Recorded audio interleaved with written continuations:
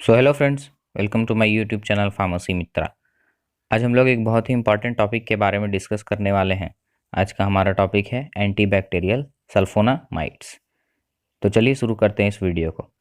साथियों, इस वीडियो में हम लोग बात करेंगे एंटीबैक्टीरियल सल्फोनामाइड्स के डेफिनेशन के बारे में, उसके क्लासिफिकेशन के बारे में, chemistry, structure, properties, stability in storage, uses, official formulations और ब्रांड नेम्स।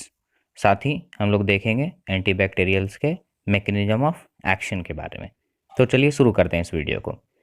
साथियों, सल्फोनामाइड्स या सल्फा ड्रग्स ये वैसे ग्रुप ऑफ ड्रग्स हैं जो कि बैक्टीरियल इन्फेक्शंस को ठीक करने के लिए इस्तेमाल में लाए जाते हैं किसी भी ह्यूमन बीइंग में।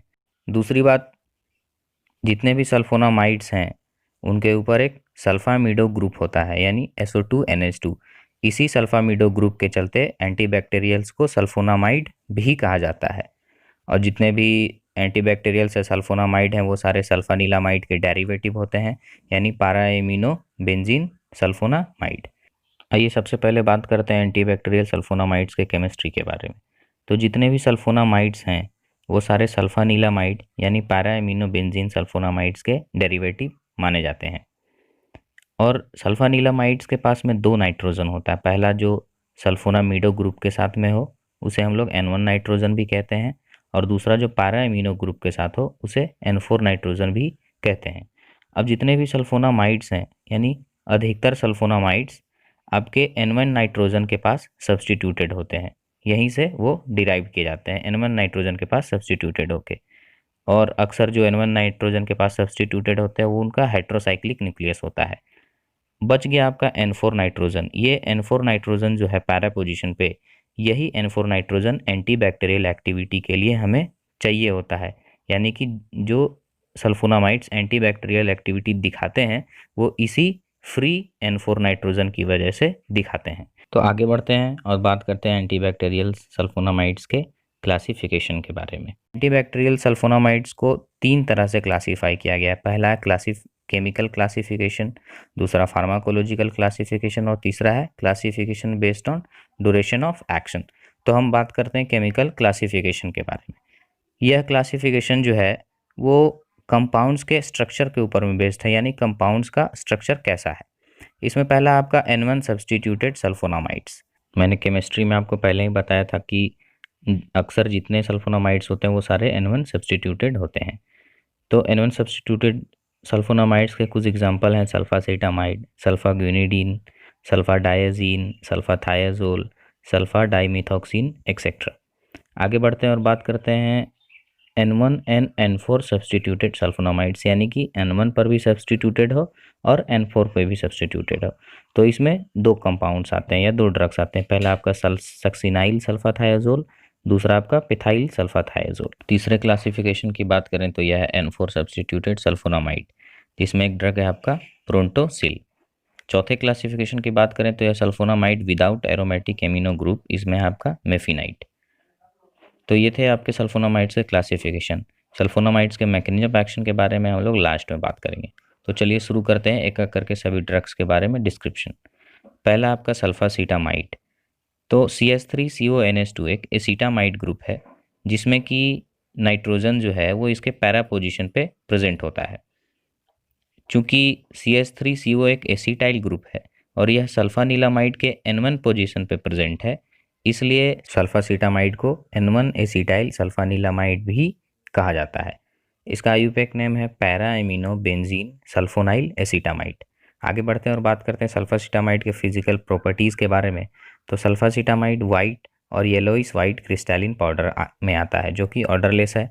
साथ ही स्लाइटली सलाइन टेस्ट है, वाटर में यानी कोल्ड वाटर में और ईथर में स्लाइटली सॉल्युबल है, अल्कोहल में भी सॉल्युबल है और क्लोरोफॉर्म में स्लाइटली सॉल्युबल है। चूंकि यह लाइट से बहुत ही सेंसिटिव है इसलिए हम लोग एक वेल क्लोज्ड कंटेनर में रखेंगे जो कि लाइट से प्रोटेक्टेड होगा। इसके यूजेस के बारे में देखें तो यह एक ऑप्थेल्मिक एंटीबैक्टीरियल है, यानी कि ऐसा एंटीबैक्टीरियल जो कि आँख के इन्फेक्शंस को ट्रीट करने के लिए इस्तेमाल में लाया जाता है, मेनली ऑइंटमेंट और आई ड्रॉप्स के फॉर्म में। साथ ही यह न्यू बॉर्न बेबी के आई इन्फेक्शंस, जिसे हम लोग ऑप्थेल्मिया न्यूनाटोरम भी कहते हैं, उसको ठीक करने के लिए भी इस्तेमाल में लाया जाता है। साथ ही इसका इस्तेमाल यूरिनरी ट्रैक इन्फेक्शंस में भी होता है। इसके कुछ ऑफिशियल फॉर्मुलेशन हैं जिनमें सल्फासीटामाइड, कुछ ब्रांड नेम्स हैं जिनमें अल्बुसीड, लोकिला, एसीटोसीड और यूरोसल्फोन आते हैं। आगे बढ़ते हैं और बात करते हैं हमारे दूसरे ड्रग के बारे में, जो है आपका सल्फागुनाइडीन। तो सल्फागुनाइडीन सल्फासीटामाइड्स के ही सिमिलर है, दोनों N1 सब्सटीट्यूटेड है। इसमें भी जो सब्सटीट्यूशन होता है वो N1 पोजीशन पे ही होता है।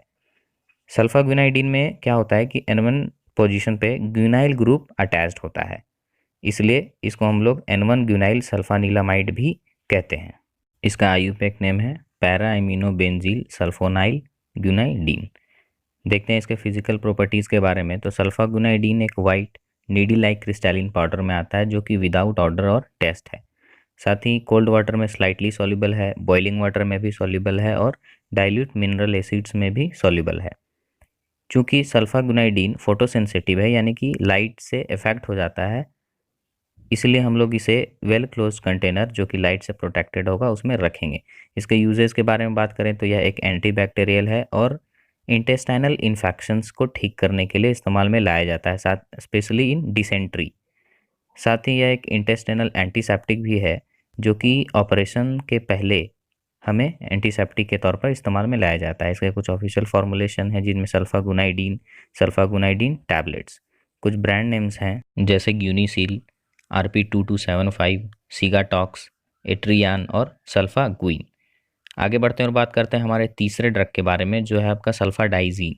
तो सल्फाडाइजीन में क्या होता है, N1 पोजीशन पे एक हेट्रोसाइक्लिक ग्रुप प्रेजेंट होता है, जो कि एक पायरिमिडीन है, जिसके 1 और 3 पोजीशन पे 2 नाइट्रोजन होते हैं। साथ ही पायरिमिडीन का जो सेकंड पोजीशन है वो आपके N1 नाइट्रोजन के साथ में अटैच्ड होता है। यह भी एक N1 सब्सटीट्यूटेड सल्फोनामाइड है, जिसका कि आईयूपैक नेम है 2 पैराएमिनो बेंजील सल्फोनामिडो पायरिमिडीन। बात करते हैं इसके फिजिकल प्रॉपर्टीज़ के बारे में। तो यह वाइट और येलोइश वाइट या पिंकिश वाइट क्रिस्टल और क्रिस्टलिन पाउडर में आता है। यह टेस्टलेस है और ऑलमोस्ट ऑर्डरलेस भी है। प्रैक्टिकली वाटर में इनसॉल्युबल है, अल्कोहल और एसीटोन में भी इनसॉल्युबल है। साथ ही डाइल्यूट मिनरल एसिड्स और एक्वस सॉल्यूशन ऑफ अल्कोहली हाइड्रोक्साइड्स में फ्रीली सॉल्युबल है। चूँकि यह लाइट से अफेक्ट हो जाता है, इसलिए हम लोग वेल क्लोज्ड और लाइट रेजिस्टेंस कंटेनर में रखेंगे। इसके यूजेस के बारे में बात करें तो सल्फाडाइजीन जो है सिस्टमिक इन्फेक्शंस जैसे कि मेनिंजाइटिस में इस्तेमाल में लाया जाता है। साथ ही निमोनिया, इन्फ्लुएंजा में भी इसका इस्तेमाल होता है। यूरिनरी ट्रैक इन्फेक्शंस और बर्न्स में भी इसका इस्तेमाल किया जाता है। इसके कुछ ऑफिशियल फॉर्मुलेशन है जिनमें सल्फाडाइजीन टैबलेट्स, सल्फाडाइजीन इंजेक्शन। कुछ पॉपुलर ब्रांड नेम है जिसमें इसका डाइजीन, अल्ट्राडाइजीन, सिट्राजीन, सल्फोलैक्स और पायरिमल आते हैं। आगे बढ़ते हैं और बात करते हैं हमारे चौथे ड्रग के बारे में, जो है सल्फामिथाक्सोल। तो सल्फामिथाक्सोल भी एक N1 सब्सटीट्यूटेड सल्फोनामाइड है। सल्फामिथाक्सोल में क्या होता है कि N1 पोजीशन पे आइसोऑक्साजोल ग्रुप प्रेजेंट होता है। आइसोऑक्साजोल ग्रुप के 5th पोजीशन पे एक मिथाइल ग्रुप भी प्रेजेंट होता है। इसका आईयूपैक नेम है 4 एमिनो N-5 मिथाइल 1,2 ऑक्साजोल -3 आइल बेंजील सल्फोनामाइड। देखते हैं इसके फिजिकल प्रॉपर्टीज़ के बारे में। तो यह वाइट और येलोइश वाइट क्रिस्टलिन पाउडर है, स्लाइटली बिटर टेस्ट और ऑलमोस्ट विदाउट ऑर्डर है। साथ ही वाटर में और अल्कोहल में वेरी स्लाइटली सॉल्युबल है, डाइल्यूट मिनरल एसिड और अल्कोहली हाइड्रोक्साइड्स में भी सॉल्युबल है। केमिकल प्रॉपर्टीज़ के बारे में बात करें तो जब हम लोग सल्फामिथाक्सोल को सोडियम हाइड्रोक्साइड सॉल्यूशन के साथ डिसॉल्व कर देते हैं, उसको बॉयल और कूल करते हैं, बाद में क्लोरीनेटेड सोडा सॉल्यूशन मिलाते हैं, तो हमें एक गोल्डन येलो कलर मिलता है। चूँकि सल्फामिथाक्सोल लाइट से अफेक्ट करता है, इसलिए हम लोग इसे वेल क्लोज्ड और लाइट रेजिस्टेंस कंटेनर में रखेंगे। साथ ही इसके इस्तेमाल के बारे में बात करें तो यह यूरिनरी ट्रैक इन्फेक्शन में इस्तेमाल किया जाता है। और सल्फामिथाक्सोल को जब हम लोग ट्राईमिथोप्रीन के साथ में मिला देते हैं तो इसका इस्तेमाल भी बहुत ही अच्छे एंटीबैक्टीरियल के लिए किया जाता है। इस कॉम्बिनेशन का नाम कोट्रीमोक्साजोल भी है। आगे हम लोग इसके बारे में भी डिस्कस करेंगे। इसके कुछ ऑफिशियल फॉर्मुलेशन के बारे में बात करें तो सल्फामिथाक्सोल, ट्राईमिथोप्रीन और सल्फामिथाक्सोल टैबलेट्स यानी कि कोट्रीमोक्साजोल tablets, कोट्रीमोक्साजोल injection, कोट्रीमोक्साजोल oral suspension, paediatric कोट्रीमोक्साजोल oral suspension, dispersible कोट्रीमोक्साजोल tablets, paediatric कोट्रीमोक्साजोल tablets. बात करते हैं इसके ब्रांड नेम्स के बारे में। तो गंटानॉल, साइनोमीन, सल्फामेथिजोल, बैकिन, सेप्ट्रान, बैक्ट्रोमिन और लिनारिस, ये कुछ ब्रांड नेम्स हैं। आगे बढ़ते हैं और बात करते हैं हमारे पांचवें ड्रग के बारे में, जो है आपका सल्फा डाइमिथॉक्सिन। तो सल्फा डाइमिथॉक्सिन जो है वो सल्फा डाइजीन के लगभग सिमिलर ही हैं, बस इतना अंतर है कि इसमें जो पायरिमिडीन ग्रुप है वो अपने फोर्थ पोजीशन के साथ सल्फोमिडो ग्रुप में यानी N1 नाइट्रोजन में अटैच्ड है। इसके पायरिडीन ग्रुप के ऊपर 2 मिथॉक्सी ग्रुप भी प्रेजेंट हैं। बात करें इसके फिजिकल प्रॉपर्टीज़ के बारे में, तो यह वाइट और क्रीमी वाइट क्रिस्टलिन पाउडर में आता है। यह टेस्टलेस है और ऑलमोस्ट ऑर्डरलेस भी है। साथ ही वाटर और अल्कोहल में वेरी स्लाइटली सॉल्युबल है। डाइल्यूट मिनरल एसिड्स और कार्बोनेट्स और अल्कली हाइड्रोक्साइड्स के सॉल्यूशन में स्लाइटली सॉल्युबल है। चूंकि यह लाइट से अफेक्ट करता है, इसलिए हम लोग इसे वेल क्लोज्ड कंटेनर में और लाइट रेजिस्टेंस कंटेनर में रखेंगे। इसके यूजेस के बारे में देखें तो यह एंटीबैक्टीरियल है। यह लॉन्ग एक्टिंग सल्फोनामाइड है जिसका की ड्यूरेशन ऑफ एक्शन 1 से 2 दिन का होता है। इसके कुछ ऑफिशियल फॉर्मुलेशन है जिनमें सल्फा डाइमिथॉक्सिन और सल्फा डाइमिथॉक्सिन टैबलेट्स। कुछ ब्रांड नेम्स के बारे में देखें तो मेड्रीबॉन, एग्रीबॉन, रेंडोनिन, मिटॉक्सीडान, डाइसल्फाइल, बैक्ट्रोवर्ट और रोस्कोसल्फ आते हैं। तो ये है आपका सल्फा डाइमिथॉक्सिन। आगे बढ़ते हैं और बात करते हैं हमारे छठे ड्रग के बारे में, जो है आपका सल्फा डाइमिथॉक्सी पायरिडाजीन। इसके फिजिकल प्रॉपर्टीज़ के बारे में बात करें तो यह वाइट और येलोइश वाइट क्रिस्टलिन पाउडर में आता है। इसका बीटर टेस्ट है और ऑर्डरलेस है। वाटर में स्लाइटली सॉल्युबल है। डाइल्यूट मिनरल एसिड्स और अल्कोहली हाइड्रोक्साइड्स में सॉल्युबल है। चूँकि यह लाइट से अफेक्ट करता है, इसलिए हम लोग इसे वेल क्लोज्ड और लाइट रेजिस्टेंस कंटेनर में रखेंगे। इसके यूजेस के बारे में बात करें तो सबसे पहले यह एक एंटीबैक्टीरियल है और लॉन्ग एक्टिंग सल्फोनामाइड भी है। इसका भी ड्यूरेशन ऑफ एक्शन 1 से 2 दिन का होता है। साथ ही long term treatment, urinary tract के लॉन्ग टर्म ट्रीटमेंट में इसका इस्तेमाल किया जाता है। इसके कुछ ऑफिशियल फॉर्मुलेशंस हैं। Sulfamethoxypyridazine, sulfamethoxypyridazine tablets. कुछ ब्रांड नेम है जिनमें आपका लेडरकाइन, पेट्रीसोल, डेपोवर्मिल, मिडीसेल, माइसुल सल्फालेक्स और लेंटैक्स एक्सेट्रा। आगे बढ़ते हैं और बात करते हैं कोट्रीमोक्साजोल के बारे में। तो कोट्रीमोक्साजोल, जैसे मैंने आपको पहले ही बताया था कि सल्फा मिथाक्सोल और ट्राइमिथोप्रीम का एक कॉम्बिनेशन है। यह एक बहुत ही अच्छा एंटीबैक्टीरियल ड्रग है। कोट्रीमोक्साजोल के अंदर ट्राइमिथोप्रीम का 1 भाग और सल्फा मिथाक्सोल का 5 भाग मिला होता है बेहतर एक्शन दिखाने के लिए। कोट्रीमोक्साजोल के यूजेस के बारे में बात करें तो कुछ बैक्टीरियल इन्फेक्शन जैसे निमोनिया, जो कि एक लंग इन्फेक्शन है, urinary track infection, respiratory tract infection और सिस्टमिक इन्फेक्शंस को ठीक करने के लिए किया जाता है। इसका इस्तेमाल बैक्टीरियल डायरियाज में भी और डिसेंट्री में भी किया जाता है। कुछ ऑफिशियल फॉर्मुलेशन है जैसे ट्राइमिथोप्रीम और सल्फा मिथाक्सोल टैबलेट्स, जो कि कोट्रीमोक्साजोल tablets, कोट्रीमोक्साजोल injection, कोट्रीमोक्साजोल oral suspension, paediatric कोट्रीमोक्साजोल tablets. कुछ ब्रांड नेम है जिनमें आपके सेप्ट्राम, सेप्ट्रान, बैक्ट्रीम, सेप्ट्रीम, गंटाप्रीम और यूरोसेप्टा आते हैं। ये है आपका N1 सब्सटीट्यूटेड क्लासिफिकेशन। आगे बढ़ते हैं और बात करते हैं हमारे N1 and N4 substituted classification, जिसका पहला एग्जांपल है आपका सक्सिनाइल सल्फाथायोजोल। सक्सिनाइल सल्फाथायोजोल में N1 पर भी सब्सटीट्यूटेड होता है और N4 पर भी सब्सटीट्यूटेड होता है। इसमें N1 पोजीशन पे एक थायोजोल ग्रुप अटैच्ड होता है अपने तीसरे नंबर के साथ, और N4 पे एक सक्सिनाइल ग्रुप अटैच्ड होता है। इसीलिए इस कंपाउंड को हम लोग सक्सिनाइल सल्फाथायोजोल कहते हैं। आगे देखते हैं इसके फिजिकल प्रॉपर्टीज़ के बारे में। तो सक्सिनाइल सल्फाथायोजोल एक वाइट और येलोइश वाइट क्रिस्टल और पाउडर में आता है। इसका बीटर टेस्ट होता है और विदाउट ऑर्डर होता है। यह वाटर में वेरी स्लाइटली सॉल्युबल होता है और ऑर्गेनिक सॉल्वेंट जैसे कि क्लोरोफॉर्म में प्रैक्टिकली इनसॉल्युबल है। चूँकि यह लाइट से अफेक्ट करता है, इसलिए हम लोग इसे वेल क्लोज्ड और लाइट रेजिस्टेंस कंटेनर में रखेंगे। इसके यूजेज में यह एक एंटीबैक्टीरियल है। साथ ही यह बेसिलरी डिसेंट्री यानी बैक्टीरिया से होने वाले डिसेंट्री को ठीक करने के लिए और डायरियाज को ठीक करने के लिए भी इस्तेमाल किया जाता है, और क्लोनिक सर्जरी के पहले बॉवेल्स को क्लीन करने के लिए भी इसका इस्तेमाल होता है। कुछ ऑफिशियल फॉर्मुलेशन है जिनमें सक्सिनाइल सल्फाथायोजोल टैबलेट्स। कुछ पॉपुलर ब्रांड नेम्स जैसे सल्फासक्सीडीन, सल्फेंटेरॉन और थायाइसाइल। आगे बढ़ते हैं और देखते हैं नवें ड्रग के बारे में, जो है पेथाइल सल्फाथायोजोल। यह भी एक N1 एंड N4 दोनों सब्सटीट्यूटेड सल्फोनामाइड है।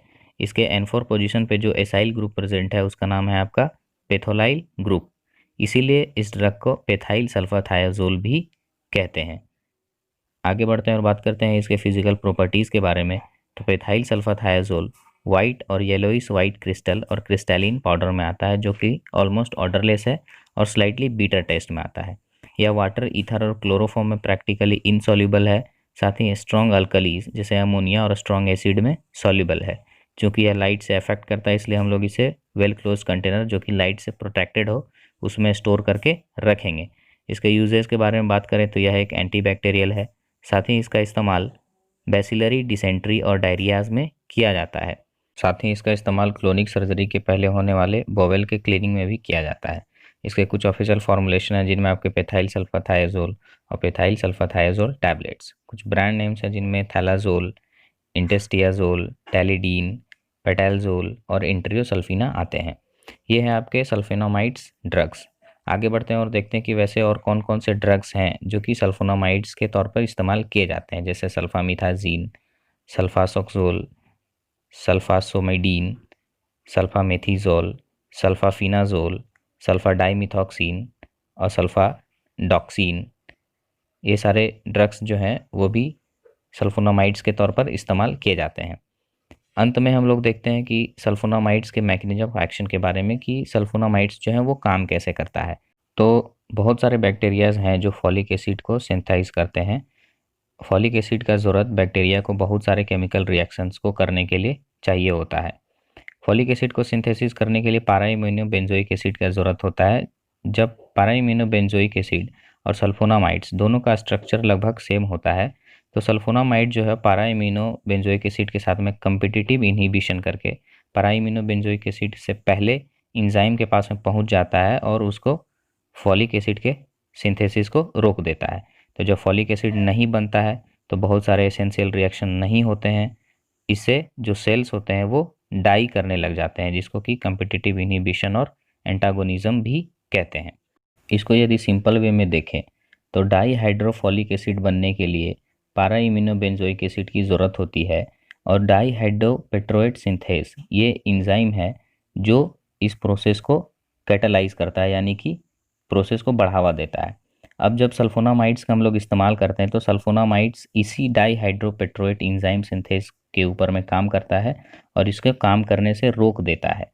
तब जो है सो डाईहाइड्रोफॉलिक एसिड नहीं बनता है। डाईहाइड्रोफॉलिक एसिड नहीं बनता है तो टेट्राहाइड्रोफॉलिक एसिड भी नहीं बनता है, यानी बैक्टीरियल के सिंथेसिस को रोक देता है। तो जो सेल्स होते हैं वो डाई कर जाते हैं। So very very thank you for watching this video. मिलते हैं अगले वीडियो में नए कंटेंट के साथ। Very very thank you.